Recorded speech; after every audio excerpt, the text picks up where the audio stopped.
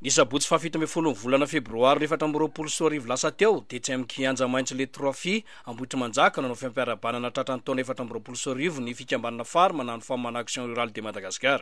Tonga nitarika an'izany ny filohan'izy ireo Ramatoa Ravony Arson Antanirina Lilia zay sady filompanorona ty fikambana amin'ny vehivavy tantsaha ity. Androany zany dia nanao fotoana fistana kely ny ekipa farma eto amin'ny national.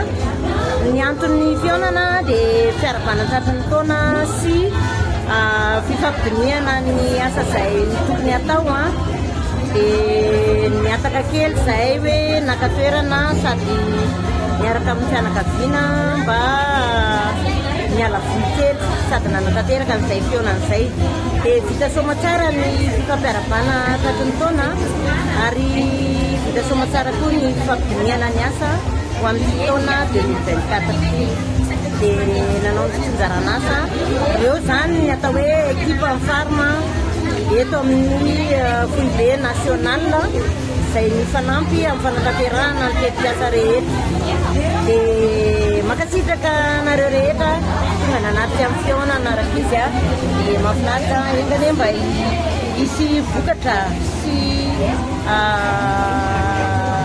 fahombiazana betsaka ho atsika amin'ny fotoana. Araka ny fanazavana nomeny dia tsy mitsaha mitombo ny mpikambana anatin'ity fikambana ity. Tsy mitsahatra mitombo ny isan'ny mpikambana amin'izao fotoana izao.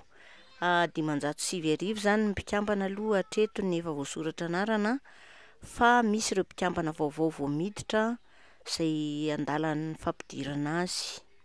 Ratsahivana moa dia miasa ho amin'ny vehivavy tantsaha eny ambanivola eny ity fikambanana ity ka misehatra indrindra amin'ny fanampiana ho fampirobona ny vehivavy sy ny tontolony. Fanazavana.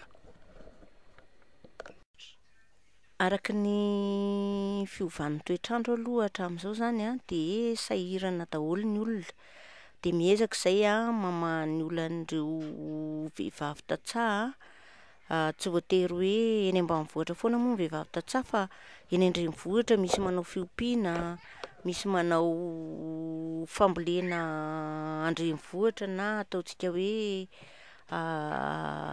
perimaculture zany mba ahafahana mamaha an'izay olam-piainan'izay satria ny fiantraikan'ny fiovan'ny toetrandro dia mianjady tanteraka amin'ireo vehivavy indrindra ireo vehivavy izay miasa amin'ny sehatra tsy miankina sy tsy manara-dalàna na informel moa ny filaza azy dia tohanana zany ireo olona ireo mba hiroso amin'ny sehatra ara-dalàna sy mba ho maty hanina amin'ny seha-pihariana izay ataony.